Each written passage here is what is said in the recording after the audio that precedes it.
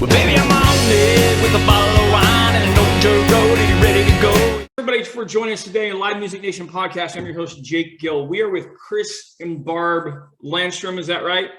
Yep. That's right. All right. And they are with the Cameron Bluegrass Festival, and that's held at the Pioneer Heritage Museum in Wisconsin. Right. That's right. Guys, thanks for joining us.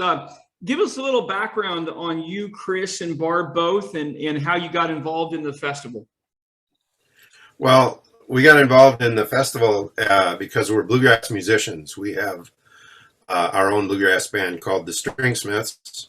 Okay. And we actually got involved prior to forming up our band just because we're bluegrass enthusiasts, and we attended this festival. It's close, a lot of local bands, and A good friend of ours is the founder of it, Kathy Krug. right. And so she was kind of doing it on her own, and so we decided she needed some help. So basically our band is the committee. Help Kathy. Oh, there are some others too. Yeah, Paul. there are. Jerry. Yeah. the same guy. Yep.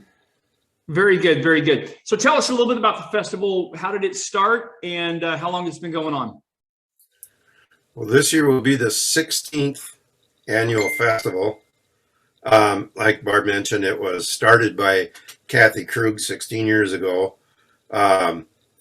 She was anxious to have traditional bluegrass music be present in our community, and she looked around very hard for a venue in which to host the festival, and happened to get to know the director of the Pioneer Village Museum, and thought could maybe kill two birds with one stone, where they could have a venue to hold a festival plus raise a little bit of money for the museum. Sure. And that's how it all started.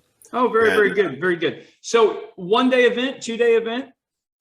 It's actually 3 days, Friday evening, Saturday, and Sunday till about 6 o'clock. Oh, fantastic, fantastic. How many performers do you guys usually have? About 16, you said?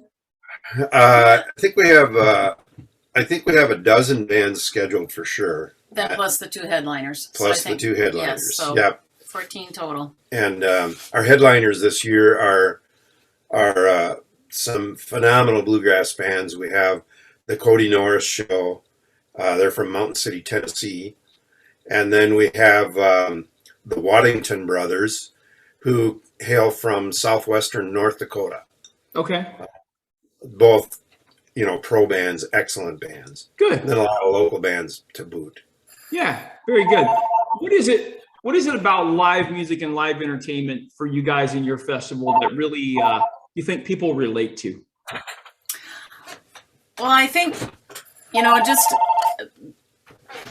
sitting in front of live musicians is always, just makes the music so much more real.